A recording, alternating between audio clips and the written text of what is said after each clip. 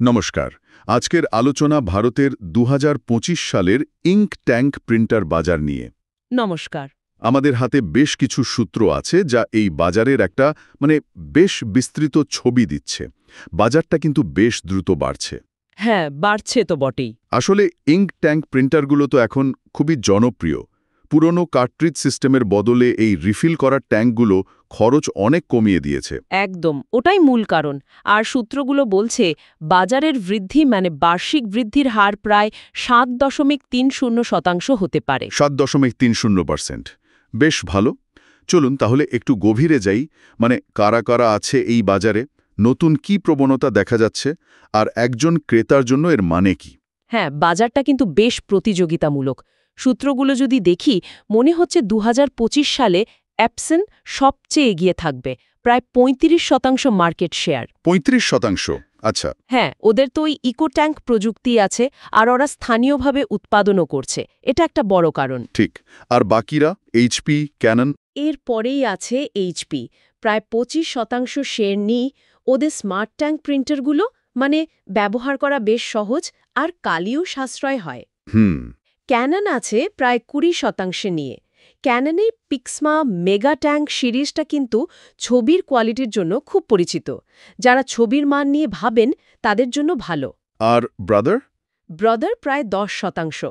ওরা মূলত নির্ভরযোগ্যতার জন্য পরিচিত, বিশেষ করে ব্যবসার ক্ষেত্রে। তবে দেখুন, মজার ব্যাপার হলো প্রত্যেকটা ব্র্যান্ডেরই কিন্তু নিজস্ব কিছু বিশেষত্ব আছে আর নির্দিষ্ট ধরনের গ্রাহকও আছে। এখানে ব্যাপারটা বেশ আকর্ষণীয় হয়ে উঠছে, বিশেষ করে যখন আমরা কিছু মূল ট্রেন্ড বা প্রবণতার দিকে দেখি, সূত্রগুলো থেকে যা উঠে আসছে আর কি। ঠিক। প্রথমত, খরচ কমানোর একটা বিরাট চেষ্টা।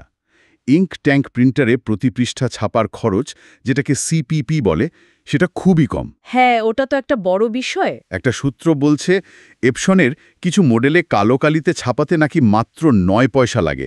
ভাবা যায়? সত্যি কম। দ্বিতীয়ত, পরিবেশ বান্ধব প্রিন্টিংয়ের দিকেও ঝোঁক বাড়ছে। এখন তো বায়োডিগ্রেডেবল কালি, সয়াভিত্তিক কালি, এই সবের কথা শোনা যাচ্ছে। হ্যাঁ, এফএসসি সার্টিফাইড কাগজের কথাও আসছে, যে কাগজগুলো দায়িত্বশীল বন ব্যবস্থাপনা থেকে আসে। ঠিক।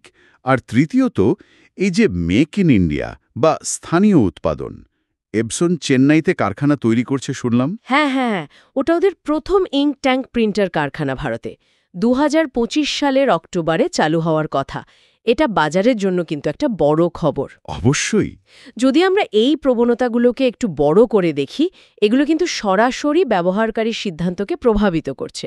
ধরুন, ছোট আর মাঝারি ব্যবসা বা বাড়ির ব্যবহারকারী, তাদের জন্য কম খরচে প্রিন্ট করাটা তো খুবই জরুরি। একদম।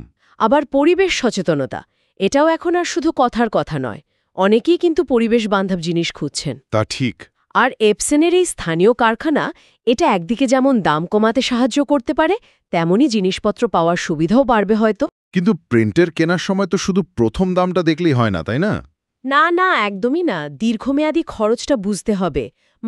কালির দাম কত, এক সেট কালিতে কত পাতা প্রিন্ট হয়, পেজিএল। হ্যাঁ। যেমন ধরুন এইচপি, তাদের স্মার্ট ট্যাঙ্ক প্রিন্টারের সাথে প্রায় ২ বছরের কালি দিয়ে দেয় বলছে সূত্রগুলো। এটা কিন্তু বেশ আকর্ষণীয়। ঠিক। আবার ক্যাননের পিক্সমা, আগেই বললাম ছবির কোয়ালিটি দারুণ। ব্রাদার ব্যবসার জন্য নির্ভরযোগ্য। তবে হ্যাঁ, কিছু সূত্র বলছে ওদের বিক্রয়োত্তর সেবা নিয়ে কিছু মিশ্র প্রতিক্রিয়া আছে। ও আচ্ছা, আফটার সেল সার্ভিস।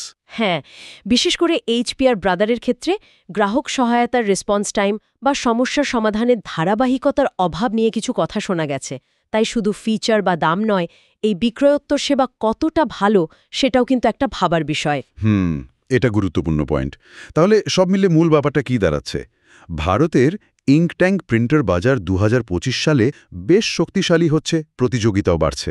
হ্যাঁ। খরচ, প্রিন্টের মান, ব্যবহারের সুবিধা, আবার পরিবেশের দিকটাও, এই সব কিছুই ক্রেতাদের সিদ্ধান্তকে প্রভাবিত করছে। এপসন হয়তো এগিয়ে, কিন্তু এইচপি, ক্যানন, ব্রাদার, এরাও কিন্তু নিজেদের মতো করে জায়গা ধরে রেখেছে। ঠিক। প্রত্যেকের আলাদা গ্রাহক আছে।